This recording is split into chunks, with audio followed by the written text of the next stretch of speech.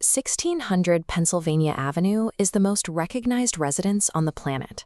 Millions of tourists walk through its staterooms every year, admiring a beautifully preserved symbol of the American Republic. That public-facing identity is a carefully maintained illusion. The pristine exterior hides 2 centuries of structural emergencies, total internal demolitions, and highly classified retrofits. The complex functions as a perpetually reconstructed, high-tech fortress designed to protect the executive branch. This 3D model breaks the modern complex down into 3 distinct zones. To understand how the modern presidency operates, we have to examine the architecture layer by layer, moving from the outside in and top to bottom. By the time we reach the bottom, it becomes clear that American executive power doesn't reside in the elegant public dining rooms. It operates deep within the concrete, steel, and institutionalized secrecy buried right beneath them. We start at the surface, with the exterior sandstone shell. Irish architect James Hoban designed this neoclassical facade to project the dignity and stability of a new democracy to the rest of the world. Behind that democratic symbolism lies a foundational paradox. The payroll documents from the 1790s revealed that the heavy labor required to cut that stone and build those walls was performed largely by enslaved African Americans. By 1814, the building effectively ceased to exist. British forces torched the mansion during the War of 1812, leaving only a heat-weakened sandstone shell standing. When James Monroe reopened the mansion in 1817, it established a vital architectural precedent. The outer shell must remain a constant, recognizable symbol of the state, but the internal structure is entirely expendable. Over time, the intense historical weight of that surviving outer structure has manifested in persistent folklore. Staff and foreign dignitaries consistently report encountering the ghosts of former residents, most notably Abraham Lincoln, who acts as a perpetual tenant and a focal point for the nation's collective trauma. This outer shell serves as a resilient mask, surviving foundational sins and fire to project an image of unbroken stability. Moving inward to 1948, we hit the second layer. Decades of uncoordinated renovations and crude electrical drilling had turned the interior into a sinking death trap. Engineers uncovered a forensic crisis. The interior walls were resting on soft clay and crumbling brick.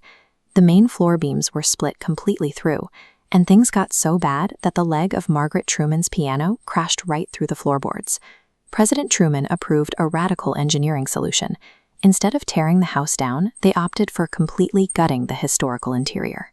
They swung 150 tons of steel beams through the windows, erecting a skyscraper-strength superstructure inside the old exterior walls.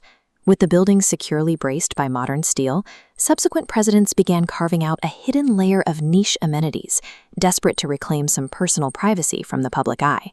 They installed movie theaters, hidden swimming pool passages, and even a private bowling alley built under the North Portico for Richard Nixon, creating a bizarre contrast between global statecraft and subterranean recreation. The Truman reconstruction proves the modern White House is a mid-century steel skyscraper wearing a 19th century costume. Stepping below ground level reveals the third and most highly classified layer, a labyrinth of hidden tunnels designed to maintain the continuity of government during an attack. This map outlines the 761-foot Treasury Tunnel, excavated in 1941. Notice the sharp zigzag layout. That geometry was engineered specifically to absorb and mitigate the blast wave of a direct bomb hit. But the underground infrastructure requires constant modernization.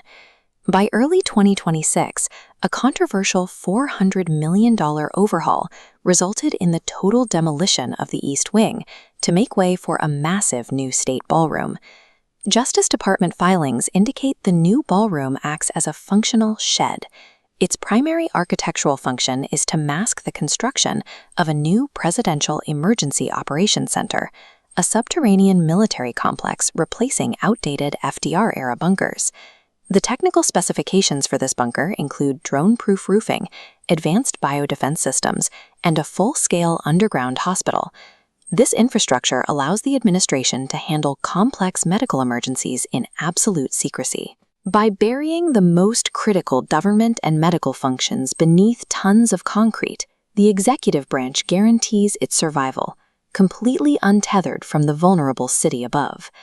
This vertical cross-section reveals the complete anatomy of the modern complex, spanning from the 18th century rooflines all the way down to the 2026 biobunkers. The architecture perfectly tracks the trajectory of American power. As the country evolved from a fragile republic surviving the War of 1812 into a nuclear superpower navigating World War II, 9/11, and modern aerial threats, the building expanded relentlessly downward. This expansion creates constant legal friction between historical preservationists and the executive branch. But when historical integrity clashes with national security, survival always wins. The staterooms on the surface will remain open to the public, offering free tours and photo ops. But the actual operations of the presidency has permanently migrated into the shadows beneath the earth. The White House stands as the architecture of power, a structure that weaponizes the illusion of its own past to protect the reality of its future.